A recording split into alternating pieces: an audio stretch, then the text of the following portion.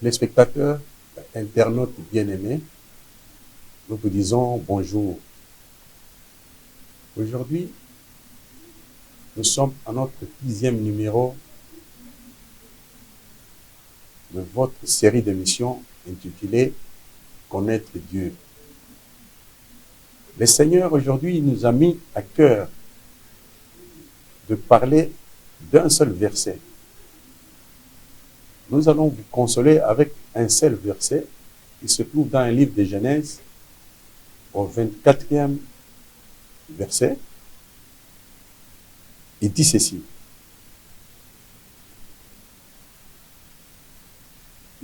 Jacob demeura seul. Un homme lutta avec lui jusqu'au lever de l'aurore. Point. Cette phrase est-elle à prendre littéralement, c'est-à-dire comme on lit une lettre, ou elle a une pensée divine cachée derrière elle? C'est ce que nous allons faire aujourd'hui. Nous allons scruter cette phrase pour dénicher la pensée du Saint-Esprit qu'il y a derrière, qui est cachée derrière. Quand nous prenons le livre de Matthieu, chapitre 10, verset 36, il dit « Les ennemis de l'homme sont de sa propre maison. » Si tu es un homme, peux-tu réfléchir que tes ennemis sont tes enfants et ton épouse? Si tu es une dame, peux-tu aussi réfléchir pour dire que tes ennemis, c'est ton ami et c'est ton mari plutôt et tes enfants? Loin de là. Qu'est-ce que Dieu veut dire? Parce que si nous suivons ces Écritures, vous comprenez que même l'Église n'existera pas. Même les foyers, les familles vont se disloquer. Regardez, dans Genèse chapitre 12, Dieu appelle Abraham. Il lui dit, va-t'en de ton pays, va-t'en de ta patrie et de la maison de ton père. Est-ce que nous pouvons dire que quand nous croyons en Dieu, nous devons quitter nos pays, comme nous, par exemple, nous allons quitter la RDC. Nous devons quitter la maison de notre père. Or, quand on parle de la maison de ton père, c'est-à-dire, on sous-entend le père lui-même, on sous-entend la mère et les frères et sœurs. Est-ce que nous pouvons dire que c'est ça la pensée littérale de Dieu? Non. Regardez la pensée. Demeurer seul, c'est-à-dire ne pas être avec quelque chose d'autre. Quand on rencontre Dieu, on veut marcher avec Dieu, on est seul. C'est-à-dire, on se débarrasse de toutes les pensées charnelles. On va se débarrasser, en bref, de l'ego, de toutes les considérations sociales. On se dit, voilà, exemple, je n'ai pas d'enfant, je n'ai pas de progéniture. La société, comment va-t-elle me considérer? Regarde, je suis une fille, je commence à dépasser l'âge nubile. Quelle sera ma considération dans cette société? Non, quand on va vers Dieu, on s'abandonne entre les mains de Dieu. C'est-à-dire, on lui fait totalement confiance. On se dit, c'est lui, Dieu, qui va prendre ta vie en charge. C'est lui qui va imposer une direction à ta vie. Je donne un exemple. Ce qu'il faut comprendre par là, c'est-à-dire que tu es dans une voiture, dans un véhicule où Dieu est aux commandes. Généralement, les gens disent, le Seigneur est au contrôle. Ils disent, le Seigneur est au contrôle, c'est parce que les choses marchent bien. Mais quand les choses commencent à hésiter, en ce moment-là, l'homme commence à enlever sa confiance en Dieu. Or, en fait, quand Dieu est au volant de ta vie, c'est-à-dire que c'est lui qui te conduit. Il peut prendre la gauche, tout comme il peut prendre la droite. Mais la tendance que nous avons, c'est de le prendre par la main. Tu dis, mais Seigneur, comment tu commences à prendre la gauche? Et pourtant, regarde, fais de moi ce que tu as fait de l'autre. Non, Le Seigneur a un projet pour chacun de vous. Le Seigneur a un projet pour chacun de nous. Il a un objectif. Il sait où il veut nous amener. Alors, vous ne pouvez pas lui imposer ce que vous voulez. Donc, ça dit, vous ne pouvez pas venir à Dieu avec un agenda. Parce qu'en ce moment-là, lui a un agenda, lui, et toi, tu as un agenda. Alors, c'est sûr que l'agenda, c'est une confusion. Il faut laisser le Seigneur te diriger. Il faut marcher derrière lui et lui devant. C'est ce qui signifie demeurer seul. Demeurer seul, c'est-à-dire aller vers Dieu, mais en lui faisant totalement confiance. Regardez, le Seigneur Jésus a failli commettre une erreur. Dans Matthieu 26, on prend le verset 39. Quand Dieu lui a présenté la coupe, il dit, n'y a-t-il pas moyen, Seigneur, de m'éloigner de cette coupe? Et directement, il s'est ravisé. Il dit, mais qu'il ne me soit pas fait selon ma volonté, mais plutôt selon la tienne. C'est-à-dire, il a compris qu'il voulait diriger maintenant. Il voulait prendre la main de Dieu pour se diriger lui-même et diriger Dieu lui-même. Mais il a compris que non. C'est Dieu qui m'a envoyé, c'est Dieu qui connaît la direction que je dois prendre, c'est Dieu qui connaît les rôles que je dois jouer. Alors, il a laissé Dieu faire son travail et lui, il s'est réservé une partie qu'il doit faire lui-même. Je vais prendre les livres d'Exode, chapitre 20, je prends le 3e verset. Dieu dit, tu n'auras pas d'autre Dieu en face de moi. Et tu ne les adoreras pas. Il continue, je suis un Dieu jaloux. Alors, généralement, quand nous lisons ce verset, nous nous posons la question, les autres dieux, où peuvent-ils être? Non, mais c'est simple. Ce à quoi quelqu'un s'attache, c'est ça un Dieu. Un Dieu, c'est tout ce qui est sujet d'adoration. Quelqu'un peut facilement aimer beaucoup l'argent, porter vers les gains. Alors, celui-là, l'argent est pour lui un Dieu. Donc, pourquoi au monde, lui, il foncera et il peut tout faire pour vivre, qu'il puisse gagner. Il y a des gens aussi qui, pour lui, une femme, c'est un Dieu pour lui. Donc, il peut tout faire, quelle que soit la résistance, quelle que soit l'opposition, mais il foncera. Donc, tu vois que chacun a un Dieu en dehors de ces dieux. Alors, si tu as un autre Dieu, et le Dieu qui a créé les cieux et la terre, lui, il dit, il est jaloux. Il est jaloux, pourquoi? Parce que tu dois l'adorer, lui. L'adorer, lui, c'est quoi? L'adorer, d'ailleurs, la Bible dit, tu l'adoreras de tout ton cœur, de toute ton âme, de tout ton... C'est-à-dire que tu te donnes totalement à Dieu. Mais, la nature humaine, elle est ce qu'elle est. Quand quelqu'un va vers Dieu, la Bible, il y a les livres d'Hébreux qui disent, mais quand quelqu'un s'approche de Dieu, il doit savoir que Dieu existe. C'est-à-dire que tu te dis, bon, je vais vers Dieu, je ne peux pas aller, parce que toi-même, tu peux être un Dieu pour Dieu.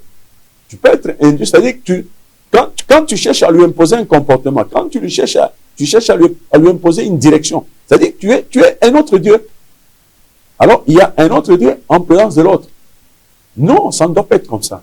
Voilà pourquoi cette phrase, Jacob demeura seul, c'est une phrase très importante dans la vie d'insécurité de Dieu. C'est une phrase très importante, une pensée très importante dans quelqu'un qui a décidé de marcher avec Dieu. Je vais vous montrer comment la nature humaine est rebelle. Comment est-ce que l'homme ne veut pas rester seul devant Dieu. Prenez l'exemple d'Abraham. Abraham, Sarah était stérile. Mais Abraham avait déjà eu toutes les assurances de la part de Dieu. Il lui a dit, voilà, je ferai de toi une grande nation. Et il lui a dit, regarde au ciel, est-ce que tu peux compter les étoiles? Il a dit non. Il lui a dit, mais est-ce que tu peux compter les sables de la mer? Il a dit non. Il dit, c'est ainsi que sera ta postérité. Donc, de ce côté-là, il était rassuré. Mais regardez, quand quelqu'un va vers Dieu, mais tout en prenant en considération les points de vue des gens, tout en prenant en considération ce que les gens vont dire, est-ce que la société va me considérer, quelle sera ma position? Est-ce que je serai considéré? Les gens vont dire de quoi? Vont dire quoi de moi? Alors, en ce moment-là, tu viens vers Dieu, mais avec un autre Dieu. C'est lui qui tu adores là. Et regardez comment il va abandonner toutes ces promesses-là, mais il va chercher un autre Dieu, il va adorer. Comment ça? Sarah, sa femme, l'appelle, lui dit, voilà, nous risquons de disparaître de cette terre sans progéniture, sans postérité. Alors, il l'invite à aller vers sa servante Agar, et d'elle, ils peuvent avoir de la postérité. Abraham est parti. En dépit de toutes les promesses de Dieu. Abraham est parti. Il a pris Agar. Mais regardez, déjà au moment où Agar était enceinte, il a commencé à regarder Sarah avec mépris. Et Sarah a commencé à s'en plaindre. Abraham a dit, mais ta servante est sous ton autorité, tu peux en faire tout ce que tu veux. Sarah qui dit, non, mais cet outrage qui me fait, elle tombera sur toi. Alors, vous comprenez comment quand nous cherchons à forcer la main à Dieu, quand nous cherchons à lui imposer une direction, quand nous cherchons à tirer le volant, lui, il va vers la gauche, mais toi, tu tires le volant parce que tu te dis, mais ici où nous allons, ça fait des années, regarde-moi, je suis une fille, je suis en train de dépasser l'âge limite, je suis un garçon dans cette société, j'ai terminé les études, mais je n'ai pas d'emploi. Qu'est-ce que les gens vont commencer à dire? Et pendant que tu es derrière Dieu, tu es en train de prier, et Dieu a un projet avec toi. Et ce projet-là, Dieu n'est pas obligé de te dire, c'est là où il t'amène. Il dit, Dieu lui-même, il dit, j'ai créé la lumière, j'ai créé l'obscurité. C'est-à-dire que il n'est pas obligé de dire à quelqu'un, voilà, nous allons prendre cet itinéraire, nous allons arriver là, parce qu'il est question de foi. Toi, tu le fais. Jean 14 dit que ton cœur ne se trouble point. Crois en Dieu et crois en moi. C'est-à-dire que tu lui fais totalement confiance. Mais regardez comment Abraham s'est perdu. Sûrement qu'il a regardé la société et s'est dit, mais qu'est-ce que les gens vont dire? Je suis déjà à l'âge où je ne peux plus concevoir. Mais profitons de cette occasion parce que là où nous allons, ça sera encore plus compliqué. Je voudrais qu'on profite de cette situation pour avoir un enfant avec Agar. Évidemment, on a eu Ismaël. Mais Abraham a marché avec Dieu. Il a tiré les conséquences de toute cette situation.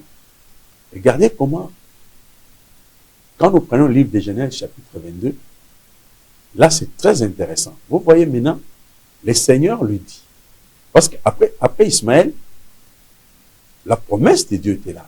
Ce qui est écrit pour Dieu doit se réaliser. Alors, il a fini par avoir le fils de la promesse. Il a fini par avoir Isaac de la part de Sarah, parce que la promesse était que c'est Sarah qui concevra.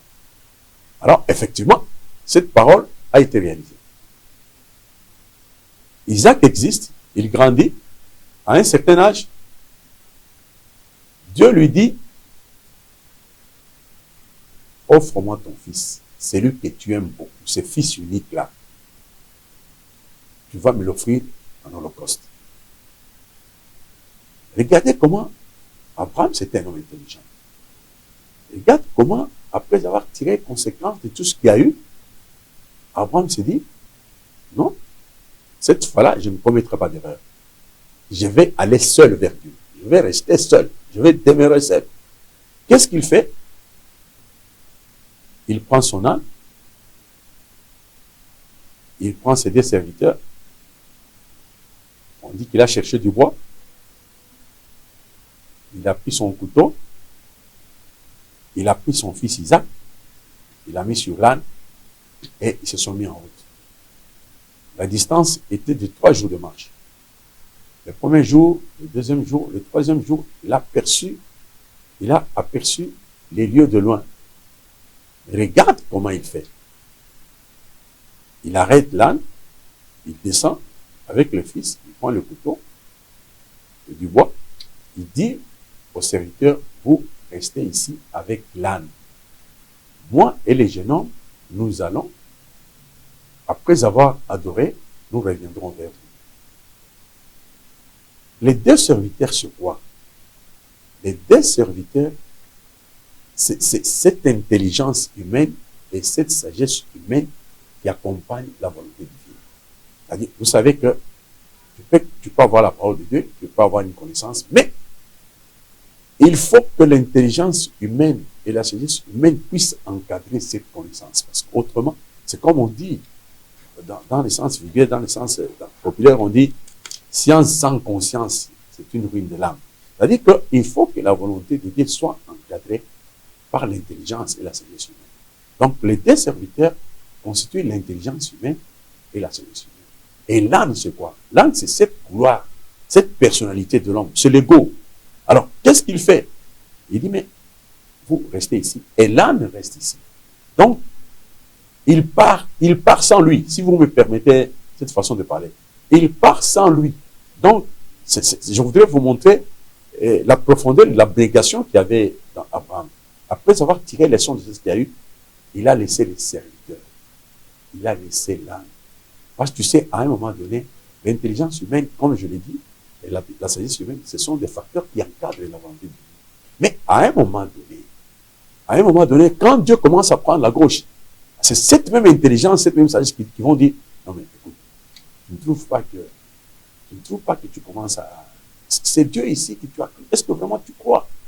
Dieu peut faire ça. Tu ne trouves pas que maintenant ça devient autre chose? Alors tu vois, en ce moment-là, l'homme peut reculer. L'homme peut commencer à se poser des questions. L'homme peut commencer à prendre une autre direction. Alors maintenant, qu'est-ce qu'il dit? Il dit non, non. Avec cette histoire, je vis ce qui m'est arrivé. Alors il fait quoi? Il dit au serviteur, restez ici. Et l'âne reste là. Ce n'était pas tout. Il a continué son chemin parce qu'il n'était pas encore à l'endroit où il fallait offrir. Mais après quelques pas de marche, Isaac lui dit, Père, je vois du feu. Tu as le couteau amer. Mais où est l'agneau que nous allons offrir? Et Abraham regarde le fils et lui dit, le Seigneur lui-même, il donnera ce que nous allons offrir. Le Seigneur lui-même pourvoira. Ça y est, il va se pourvoir, il va donner ce que nous allons. Alors, vous comprenez, Isaac, c'est quoi? Isaac, c'est le fils d'Abraham. C'est la vie d'Abraham. Il a marché, ce qu'il faut comprendre, c'est-à-dire, il a marché avec Dieu, il a eu Ismaël. Après Ismaël, comme Ismaël n'était pas fils de la promesse, il a continué la marche avec lui. Fin de fin, il est arrivé à avoir Isaac parce qu'il devait l'avoir de Sarah et non pas de Agar. Agar, c'est la servante. Les enfants qui naissent d'Agar, ce sont les enfants de la servitude, c'est-à-dire la vie de la loi. Alors maintenant, il fallait avoir Isaac. Isaac, c'était la vie de la foi. Donc l'homme arrive à un certain moment, il fait confiance en Dieu. Mais ce qui est important, c'est que je voudrais attirer votre attention sur un fait. C'est-à-dire, il ne dit pas, même à son fils, il ne dit pas, voilà, nous n'avons pas ce qu'il a fait. C'est dit non. Son fils, c'est lui-même, c'est sa vie, parce qu'on dit c'est lui qui a le fils à la vie. Donc, son fils, c'est lui-même, c'est sa vie qu'il mène. Alors, il s'est dit, même lui-même, il ne veut pas se soumettre à des questions, à savoir pourquoi je vais faire ça, et après ça, ce sera quoi? Il s'est dit non. Comme c'est Dieu qui a dit, eh ben, je le ferai. Et d'ailleurs, il est allé plus loin. Ce qui est très intéressant avec Abraham, il est allé plus loin. Quand tu prends, je crois, Hébreux 11, il dit, c'est par la foi que Abraham a offert son fils unique, Isaac, le fils de la promesse. Il s'est dit, comme Dieu a dit, et c'est à travers Isaac que j'aurai la postérité, c'est à travers Isaac que je serai béni. Même si je le découpais à la résurrection, le Seigneur est capable de le ressusciter. Donc, vous comprenez que il est allé au-delà, il a tiré les leçons, il a compris que non, il faut être seul. Il a mis l'âme de côté, il a mis les serviteurs de côté. Il vient de mettre même sa propre vie de côté. Ça, je voulais que le peuple de Dieu comprenne la profondeur de cette abnégation-là. Il a mis même l'âme de côté. C'est-à-dire, demeurer seul avec Dieu. Demeurer seul avec Dieu, c'est enlever de toi, de ton esprit, toutes c'est-à-dire enlever toutes les pensées charnelles, toutes les questions que quelqu'un se pose quand il marche avec Dieu. Surtout quand ça marche, d'accord, mais quand ça commence à ne plus marcher. Il y a des questions, on dit, mais qu'est-ce qu'on fait? Et quelqu'un peut se livrer, par exemple, à des prières, il fait des jeûnes, mais il se rend compte que la situation demeure bloquée. Et Dieu peut le faire pour voir à quel niveau toi tu crois en lui. Alors, un homme comme ça, un serviteur de Dieu qui commence à hésiter quand les choses sont bloquées, il ne lui est pas dit. Alors, voilà pourquoi la Bible dit, Jacob demeura seul. Jacob, c'est toi et c'est moi. Nous devons, quand nous sommes en train de marcher avec Dieu, quand nous sommes devant Dieu, nous devons demeurer seuls. Merci beaucoup. Aujourd'hui, nous allons terminer. Terminons toujours très bien. On termine toujours avec une prière. Éternel Dieu, nous bénissons ton nom. Nous te disons merci pour cette profonde pensée qui nous apprend aujourd'hui. Tu as appris à ton peuple que quand on veut marcher avec toi, on doit demeurer seul. On doit demeurer seul avec toi. Nous avons compris la leçon. Donne-nous le pouvoir et la force de la mettre en pratique. Nous disons merci au nom puissant de Jésus. Nous disons Amen.